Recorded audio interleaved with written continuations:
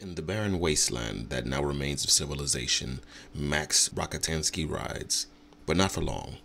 Immortan Joe wants his head, and when Joe wants, Joe gets. But Max is nothing compared to what he really wants, or should I say wants back. Somebody stole Immortan Joe's property. I bet it was that one-armed skag, Imperator Furiosa. She just left in one of those convoy takers. Immortan Joe is going to want his property back.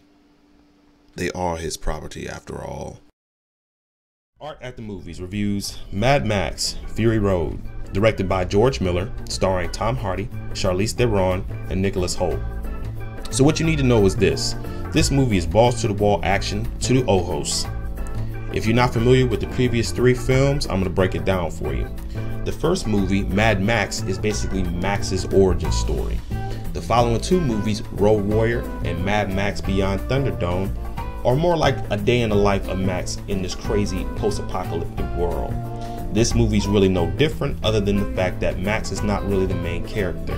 That honor goes to Imperator Furiosa, played by THERON. She's the chick in the trailer that looks like a pit bull with axle grease on her forehead.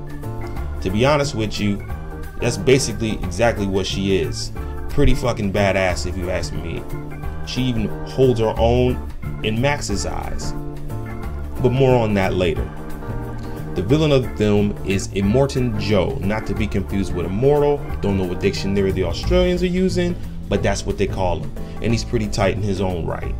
Looks like a cross between Bane and the lead singer of Wicked Sister. Other than that, we have Nux, which is one of Immortan Joe's war boys. The only thing I can say about him is he has a pretty cool chest tag. There's other characters in this film that play a prominent role, but they're either minuscule or minute roles, or need to be seen to believed. Now on to the pros and the cons. Starting with the pros, the cinematography is beautiful. We're talking saturated oranges and browns and some of the bluest of blue skies. Wide open vistas that really add to the overall theme of hopelessness in this post-apocalyptic world. Practical effects are big in this movie. We're talking real explosions, real cars. Next, we have CHARLIZE THERON. She plays a kick-ass role in this film, folks. She will change your mind about her being an action star once you watch this film. Last but not least is the CG. I must say that the CG is on point. This is done to where it adds to the story and it almost blends seamlessly into the film. There's some shots you obviously know the CG, but most shots that you see it in, you won't even know it's there. My cons, I only have one.